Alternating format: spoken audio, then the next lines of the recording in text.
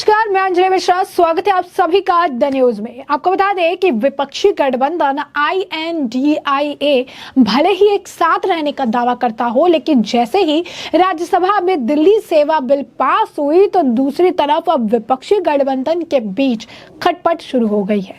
बता दें कि ये उस बात की याद दिलाता है जब गृह मंत्री अमित शाह ने कांग्रेस को वार्न किया था और ये कहा था कि अध्यादेश पास होते ही आम आदमी पार्टी जो है वो आपका समर्थन नहीं करेगी या फिर ये गठबंधन में आपके साथ नहीं रहेगी। लेकिन आम आदमी पार्टी नहीं बल्कि तृणमूल कांग्रेस की मुश्किलें बढ़ रही है, क्योंकि अब आपको बता दें कि पश्चिम बंगाल में तृणमूल के खिलाफ बंगाल में अब CPM जो है ताल ठोक सकती है। जी हाँ, बिल्कुल सही सुना आपने। CPM अब बंगाल में ममता बनर्जी को बड़ा झटका देने की तैयारी कर रही है, क्योंकि उनका मानना है गठबंधन अपनी जगह पे है, लेकिन पश्चिम बंगाल में तृणमूल के अगेंस्ट CPIM ही है और तृणमूल CPIM के लिए एक मात्र, अगर आप कहेंगे, एक प्रतिद्वंदी है जिससे लड़ाई करके पश्चिम बंगाल में अपनी जमीन इन्हें जीतनी है। अब ऐसे में इस मामले में अगर आप कहेंगे कि कई तरह की बयानबाजी भी शुरू हो गई है। CPIM के नेता ने तो खुलेआम अभिषेक बनर्जी जो कि तृणमूल कांग्रेस के बड़े नेता है, साथ ही साथ ममता बनर्जी के काफी ज्यादा करीबी हैं, उन्हें माफिया डॉन तक करार दे दिया है। तो ऐसे में क्या है पूरा माजरा, क्यों राज्यसभा में बिल पास होने के बाद शुरू हो गई है विपक्षी गठबंधन में खटपट, और क्या है CPIM का अगला दाव, विस्तार से समझिए। तो 26 विपक्षी दलों का ये गठबंधन INDIA के सामने चुनौतियां आगे के समय में दिख रही है। राज्यसभा में पहली परीक्षा में गठबंधन एकजुट रहते हुए भी दिल्ली सर्विस बिल को पास कराने से रोक पाने में नाकाम रहा। अब पश्चिम बंगाल में गठबंधन के दो दलों के बीच भी खटपट तेज हो गई है। भारतीय कम्युनिस्ट पार्टी यानी मार्क्सवादी या CPIM की केंद्र समिति ने पश्चिम बंगाल इकाई को 2024 के लोकसभा चुनाव में तृणमूल कांग्रेस के खिलाफ उम्मीदवार उतारने की अनुमति दे दी है। हालांकि पार्टी ने अन्य राज्यों की पार्टी यूनिट को वस्तु स्थिति के अनुसार रणनीति बनाने की छूट दी है। CPIM के एक वरिष्ठ नेता के नाम ना छापने की शर्त पर कहा कि CPIM महासचिव सीताराम येचुरी ने 3 दिवसीय बैठक के बाद दिल्ली में केंद्र समिति के सदस्यों का ये कहना है कि बंगाल में जमीनी हकीकत अन्य राज्यों से काफी ज्यादा अलग है। उन्होंने कहा कि हालांकि बीजेपी को अलग थलग करना विपक्षी गठबंधन का एकमात्र उद्देश्य है, लेकिन CPIM की बंगाल इकाई TMC की सहयोगी नहीं बन सकती है, क्योंकि TMC प्रमुख प्रतिद्वंदी पार्टी है।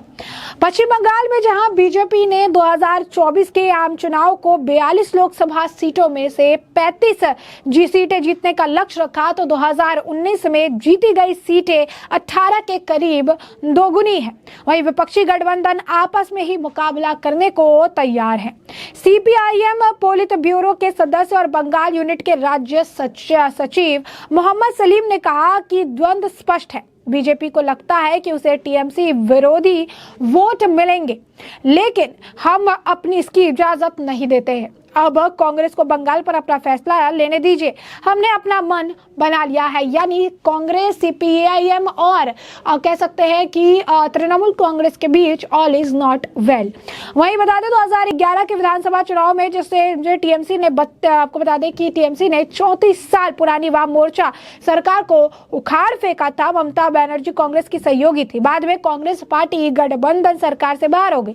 अब CPIM के रुख से अटकलें शुरू हो गई है कि बंगाल में कांग्रेस किसी तरह की रणनीति भी अपना सकती है। एक वरिष्ठ कांग्रेस के नेता ने कहा कि TMC के साथ चुनावी गठबंधन के लिए ले जाना जिसके खिलाफ हमने 2014 लोकसभा चुनाव के बाद भी चुनाव लड़े थे, केवल भाजपा की मदद करेगा और INDIA के मूल उद्देश्य को खत्म कर देगा। ऐसे में सभी TMC विरोधी वोट बीजेपी की झोली में जा सकते हैं। उन्होंने कहा कि बंगाल की अजीबोगरीब स्थिति पर कांग्रेस के राष्ट्रीय नेतृत्व में भी चर्चा की है। ममता बनर्जी के कट्टर आलोचक बंगाल प्रदेश अध्यक्ष अधीर रंजन चौधरी, जो अक्सर मुख्यमंत्री पर भाजपा के साथ घनिष्ठ समझ रखने का आरोप लगाते रहते हैं, TMC के साथ गठबंधन पर कोई टिप्पणी नहीं की। उन्होंने कहा भाजपा हानि और लाभ पर अपनी गणना करने के लिए स्वतंत्र है, हम अभी किसी भी गठबंधन से दूर है, इसलिए अटकलें लगाने का कोई मतलब नहीं है। तो अब देखिए कि किस तरीके से अगर आप कहेंगे कि दुविधा बढ़ती जा रही है, टीएमसी के खिलाफ चुनाव सीपीआईएम लड़ने की बात कर रहा है, तो वही दूसरी तरफ अगर आप देखेंगे तो सीपीआईएम के नेता जो है वो अभिषेक बैनर्जी पर भी जमकर निशाना साधते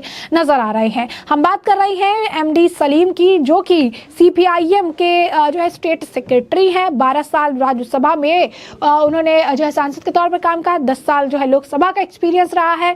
यूथ और अफेयर्स एंड माइनॉरिटी डेवलपमेंट के जो है पुराने पूर्व मंत्री भी रह चुके हैं। और उन्होंने अभिषेक बैनर्जी की एक तस्वीर साझा करते हुए उन्होंने लिखा, सांसद कम माफिया डॉन जो कि कई सारे घोटाले में इन्वॉल्व है, जैसे कि कोल स्मगलिंग का घोटाला, टीचर रिक्रूटमेंट का घोटाला, वो न्यूयॉर्क सिटी से जो है सेल्फीज खींच रहे हैं और भेज रहे हैं। इनका ये यहाँ से बचकर जाना कहीं ना कहीं जो है बीजेपी के जो बड़े अधिकारी हैं, जो बॉसेस हैं, उनके द्वारा फंड किया गया है। इन्होंने 15 फॉरेन प्रोस्टिट्यूट्स के जो आप कह सकते हैं अकाउंट है उसका इस्तेमाल किया और अपने जो है आप कह सकते हैं वेल्थ को बढ़ाने का काम किया है। तो इस तरीके से एमडी सलीम अभिषेक बैनर्जी पर भी जमकर हमलावर नजर आ रहे हैं, जिससे ये बताया जा रहा है कि पश्चिम बंगाल में तृणमूल कांग्रेस और सीपीआईएम के बीच दरारें जो है वो बढ़ती जा रही है और बंगाल में अब चीजें उथल पुथल होने वाली है।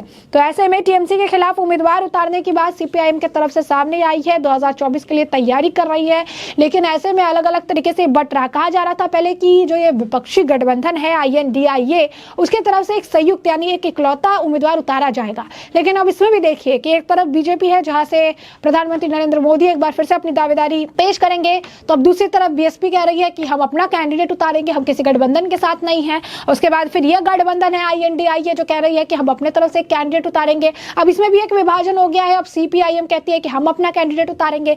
यानी साफ तौर पर जैसा कि हम आपको शुरू से कह रहे थे कि भले यह गठबंधन एक साथ हो, लेकिन जब उम्मीदवारी की बात आएगी, जब 2024 में प्रधानमंत्री पद की बात आएगी, तब इनमें ही फूट की खबरें तेज हो जाएगी। फिर इनमें ही आप कह सकते हैं हटकलें जो है तेज हो जाएगी। फिर इनमें ही आपसी झगड़े जो है होने शुरू हो जाएंगे, जहां पर उन्हें ये सफाई देनी होगी कि आखिर ये क्यों बेहतर है और इसे क्यों आगे जाना चाहिए। और यही चीज जो है अभी से ही ये खटपट जो है अब शुरू हो चुकी है, जिसका खामियाजा अगर आप देखेंगे तो एक गठबंधन को झेलना पड़ रहा है। जो गठबंधन एक साथ तो है, लेकिन इस गठबंधन में एक साथ अगर आप कहेंगे चीजें दिख नहीं रही है, मनमुटाव बन रहा है। और कांग्रेस की स्थिति तो सबको नजर आ ही रही है कि पश्चिम बंगाल में कांग्रेस की स्थिति दिन पर दिन और भी ज्यादा खराब और दयनीय हो रही है, क्योंकि किसी तरीके से किसी गठबंधन का पार्ट नहीं होना चाहते हैं।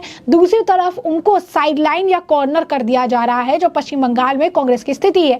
अब सीपीआईएम 34 साल पश्चिम बंगाल में रही, उनका एक दबदबा पश्चिम बंगाल में रहा, जिसे ममता सरकार ने भले ही हटा दिया हो, लेकिन सीपीआईएम से जुड़े हुए अभी भी कई सारे लोग हैं। कांग्रेस को सत्ता में वापसी कर पाना वहां पर नामुमकिन सा है। यहां पर अगर आप देखेंगे लड़ाई होगी भी तो Trinamool Congress versus CPIM versus BJP हो सकती है, त्रिकोणीय मुकाबला हो सकता है। लेकिन कांग्रेस यहां पर भी दर बदर भटकती हुई नजर आ रही है। कांग्रेस का यहां पर भी कोई अस्तित्व जो है अपना वो नजर नहीं आ रहा है। और हर जगह जो है वोट शेयर आप कहेंगे अगर आप बांटने में, बस कांग्रेस का एकमात्र यही काम रह गया है। तो ऐसे में जो समर्थन की बात कही जा रही थी, गठबंधन की बात कही जा रही थी, जमीनी स्तर पे ये गठबंधन जो है किसी भी तरीके से सक्सेसफुल होता हुआ नजर नहीं आ रहा है और आपसी मतभेद की खबरें लगातार सुर्खियां बिटोरती नजर आ रही हैं। तो ऐसे में हमने आपको जो पूरा मामला है ये बड़े विस्तार से बताया है कि पूरा मामला क्या है। और अब इस पूरे मामले पर आपकी भी जो राय हो हमें कमेंट सेक्शन में कमेंट करके जरूर साझा करिए। धन्यवाद।